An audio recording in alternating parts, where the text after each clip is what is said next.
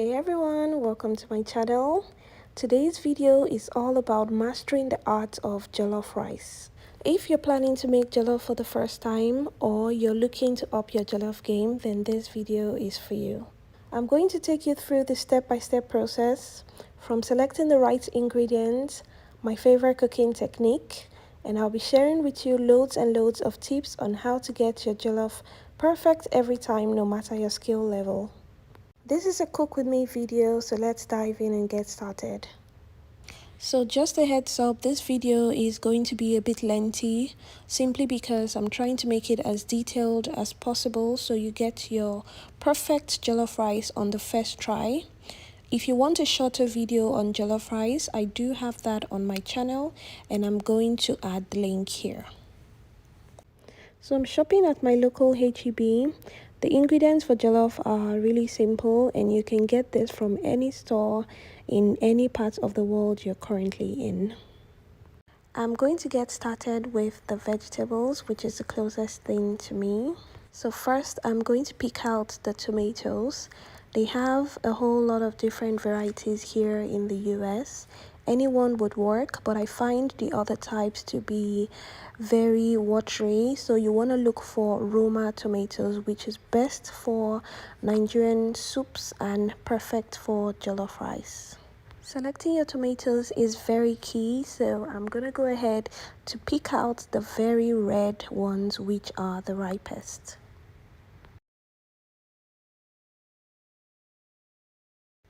Right next to the tomatoes, I found the red pepper. If you can't find the red at your local store, you can always get the yellow as a substitute. You don't want to take too much of this because it's very spicy. Next, I'm going to get the red bell peppers. Just like the tomatoes, I'm going to pick out the reddest ones I can find. These were also priced per pepper, so I just looked for the biggest ones, the biggest reddest ones I could find. I think I'm done here, so I'm going to go to the root vegetables section so I can get the onions, garlic, and ginger. Like I said earlier, everything on this list is easy to find any part of the world you're in, but if for any reason you can't find anything, please check the recipe description. I'm going to put lots and lots of substitution for most of the items on the list. Picking up some red onion, and I'm going to go find the ginger, and we're going to be done with this section. Next, I'm going to go to the other side of the store to find the rice. There are lots of different options when you're looking for rice for jollof. If you want to do basmati jollof, this is the brand I usually use. I've used this for this recipe and a couple of other recipes on my page. But for this recipe, we're going to go with the classic rice. This is the regular basmati rice. You don't want to use this for jollof rice. Another option they have is the jasmine. Jasmine is perfect for Ghana jollof, but not for Nigerian jollof rice. For Nigerian jollof, you want to look for the one that says parboiled rice. You can see the color is usually a bit different. It's more golden. This brand I really like. You see it still says long grain parboiled rice or enriched parboiled rice. This is the one I'm going to get today. You can also use this brand. This brand is pretty popular if you can find the other one. So next, I'm going to go to the canned food section to find the tomato paste.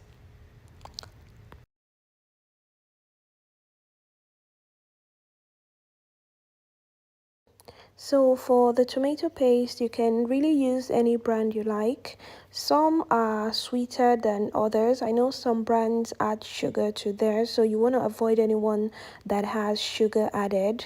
And please do not confuse this with tomato sauce. So they're two different things. This is the favorite brand I like to use, which is Hunt. So this is the one I'm going to be taking today. For the spices, you can pretty much use the spice you're used to kind of make the dish yours. But if you want to keep it authentic, we typically use curry and thyme. Those are the two main spices for jollof rice. And you can substitute dry thyme with fresh thyme if that's easier for you to find. I'm also going to grab a pack of bay leaf and I'm going to try to find salt. Only 2 items left to get. For the oil, you can use any type of oil you usually use at home. I know some people only like to use olive oil or avocado oil, maybe for health reasons. You can use whatever oil you prefer. For jollof rice, I usually use vegetable oil, so that's what I'm going to get. Living here, I found a little space for Nigerian food. I'd never seen this before. They had so many Nigerian ingredients. I found egusi, ogbono, crayfish. I even saw pounded yam. And I was really just so happy to find Nigerian ingredients. Here I saw gari, I even saw stockfish. I couldn't believe it. So if you're ever in Texas and you want to shop, you should probably check out H-E-B. This post is not sponsored by H-E-B. I was just super excited to find Nigerian ingredients at a regular grocery store in America. I even found Knorr Cube, which I didn't think I was gonna find, so I was really excited about that. I'm going to go get the final item on the list, which is the meat. I saw plantain as I was walking by and I couldn't help myself. I know this is not on the list, but Nigerian jollof is usually eaten with plantain, so if you find this, definitely grab some. Sadly, they did not have the really ripe ones, so I just picked out some of the yellow ones I could find.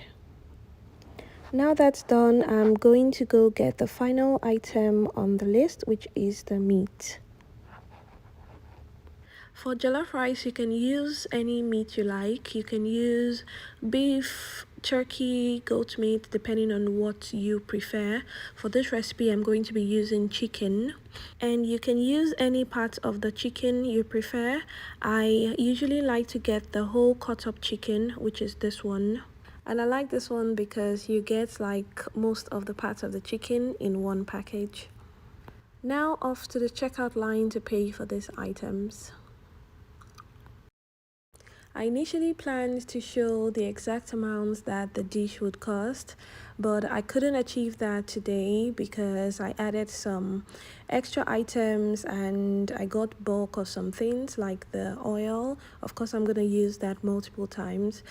The main dish would cost about $20 to $25 depending on where you're shopping from, and that should be enough to feed about 5 to 6 people.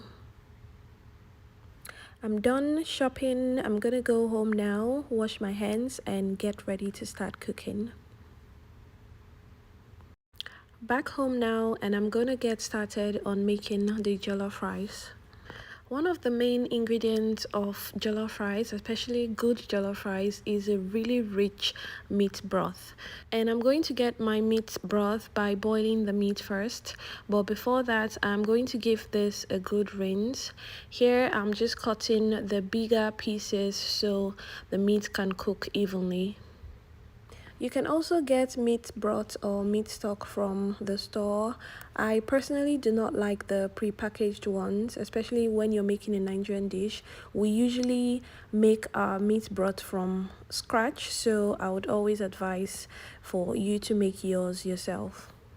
And just a little reminder, if you want to skip the meat completely, I do have a Nigerian vegetarian jollof rice recipe on my YouTube channel, and I'm going to add the link to this video.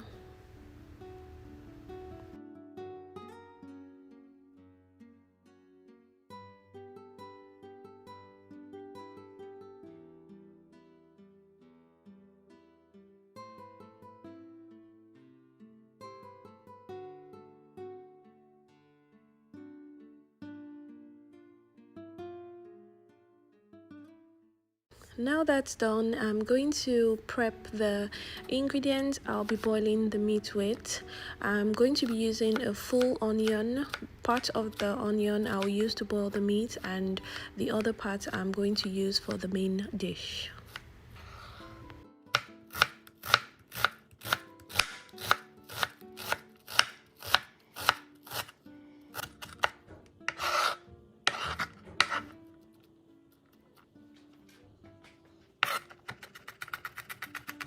For the meat, I also need garlic and ginger. Here I have 3 garlic cloves. I'm just going to smash this with a knife, and I'll cut the ginger. I'm using about a thumb size ginger. Transfer your meat to the pot, and I'm going to season this with part of the onion sliced, the garlic and the ginger. I'll also season with dried thyme, curry powder, salt, and the chicken bouillon cubes. I'll give this a good mix. I won't be adding any water at this point because I want the chicken to simmer in its juices, and there was a little bit of water left from washing the meat. So I'll cover this, allow to simmer on low heat for about 10 minutes. Check on the chicken from time to time so it doesn't burn. After about 10 minutes, I'll add a little bit of water, and I'll allow this cook for an additional 10 minutes until the chicken is about 80% cooked. While that's cooking, I'll go ahead and sanitize my kitchen sink before prepping the vegetables to avoid any cross-contamination.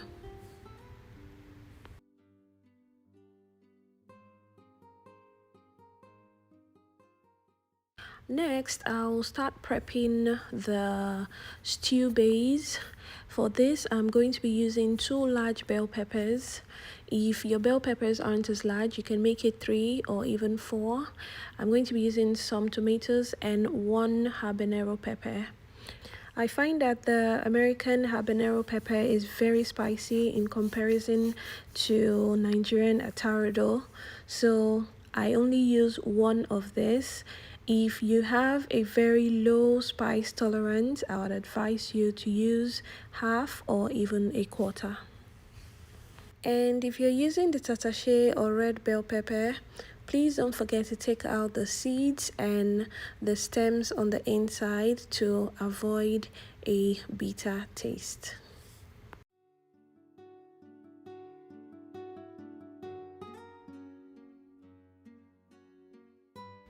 I'm going to go ahead and transfer this to the blender. I always add my tomato first when blending because it has the most water quantity, so I can blend this easily with little or no water added. I'll blend this until completely smooth.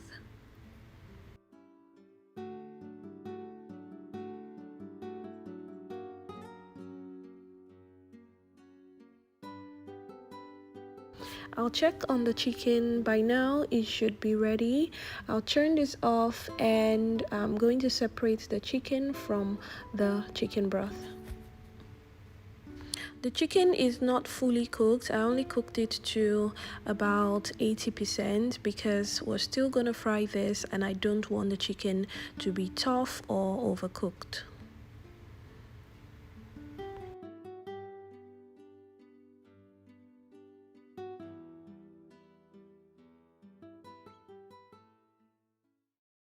Next, I'm going to filter the chicken broth just to remove the big chunks of ginger and any bone from the chicken that may have fallen off while cooking.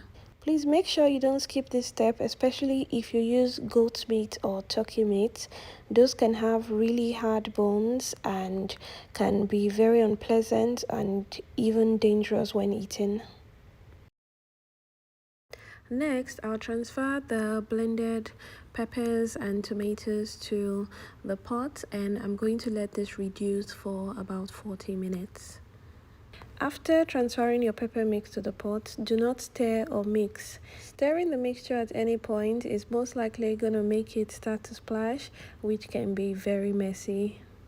And be sure to check on it from time to time to make sure it doesn't burn.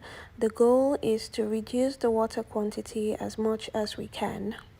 While that's cooking, I'm going to go ahead and fry the chicken until it's golden brown. Now, if you want to ditch the extra calories from frying, you can opt for the air fryer, your grill, or even an oven.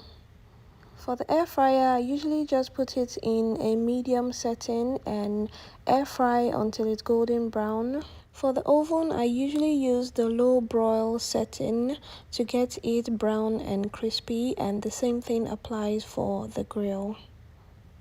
Because we're keeping things simple and original, I'm going to be frying this the traditional way, which is with vegetable oil. Another reason I like to fry is that the fried chicken gives the oil a really nice flavor, and I'm going to be using part of the oil to make the jollof rice.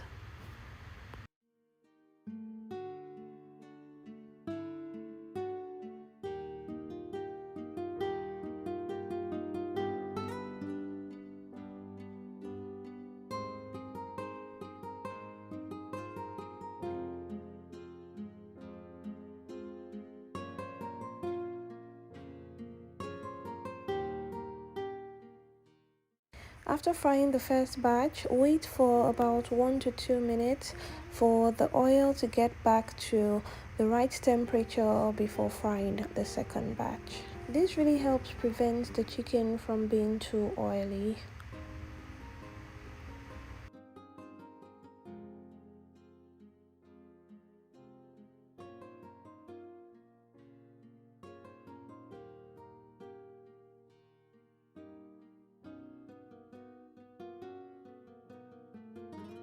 Now keep the chicken in a very secured location, and don't forget to reward yourself with a piece of chicken for doing all this work.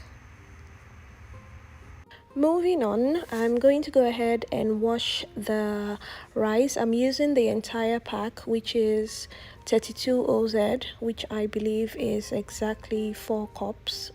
This should be enough to feed about 4 to 6 people, but of course you're welcome to double or even triple this recipe.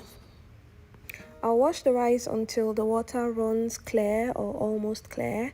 You can use hot water to wash your rice, but if you're using hot water, make sure the last wash is with cold water so the rice doesn't start cooking. And a lot of people really seem to like this rice washing bowl on Instagram, so I'm going to go ahead and link it in the description box. I repeated this process 6 or 7 times. I think I lost count somewhere. So now I'm just gonna drain it and I'll leave it here while I get started on the cooking. Checking on the pepper blend, all the water is almost out. It doesn't have to be completely dry. I'm just gonna take this off and set it aside. Now we have all the components for the jollof prepped and ready to go. Let's make it. I'm going to use part of the oil I used in frying the meat. This is about a 1/4 cup. You can use less. I'll add the leftover chopped onion and I'm going to fry this for about 2 to 3 minutes. Next, I'll add the tomato paste. I'm using 1 can of tomato paste and I'm going to fry this for 7 to 8 minutes. It's very important to fry your tomato paste really well to get rid of the raw taste and also to give your dish that depth of flavor. The tomato paste can burn really fast, so make sure you pay attention to it and you're stirring it from time to time so it doesn't burn. After about 7 minutes, this is what it looks like. This is what we're aiming for. So now I'm going to add the tomato sauce. I'll go ahead and season this with salt, chicken seasoning cube or chicken bouillon cubes, some dry thyme, curry powder, and bay leaf. I never use more than 2 bay leaves for 4 cups of rice as I find it to be sometimes overpowering. I'll give this a mix and just fry for about 1 to 2 minutes. No need to fry this for too long since the tomato pepper mix already cooked really well while it was reducing. Next, I'll go in with the meat broth and I'll add the water. I'll give this a proper mix and make sure you scrape the sides and the bottom thoroughly. And finally, I'll add the washed rice. After adding the rice, I'll give it one final mix, and as you can see, the water is just slightly above the rice, which is perfect. I'll cover this and allow to cook on medium/high heat for about 30 to 35 minutes. If you notice that before the 35 minutes the rice is burning, that's perfectly fine. Jollof rice is supposed to burn. That is what gives it its signature smoky flavor. After about 35 minutes, the rice should be fully cooked. I'll mix this up. You'll notice at first it may be a bit clumpy. That is perfectly normal. The more you mix, the more you let out the steam, and in no time it's going to start to separate. One important tip I forgot to add is that when you're making original Nigerian party jollof, you want to avoid using a non-stick pot. And the reason for this is if you want that signature smoky jollof rice flavor, it's very hard to achieve this using a non-stick pot. So you want to opt instead for a regular cast iron pot, which is what I'm using right now, or a stainless steel pot, or a traditional or local iron pot. I'll add the link to some good jollof rice pots. If you're interested, you can check the link out in the description box. If at this point you notice your jollof rice is still sticky or very mushy, it may be because you added a little too much water. Sometimes it can also be as a result of the type of rice you used. Aside from the one we picked up in store, I'll provide you with some good recommendations of great rice brands that will give you a really nice jollof. So be sure to check that out in the description box.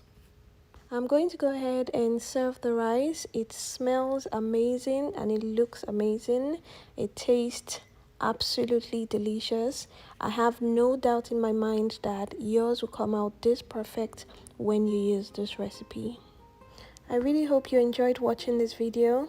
If you found any parts of it helpful, please let me know by leaving me a tomato emoji in the comment section. If you have any additional questions about this recipe, please feel free to leave me a comment or send me a DM on my Instagram.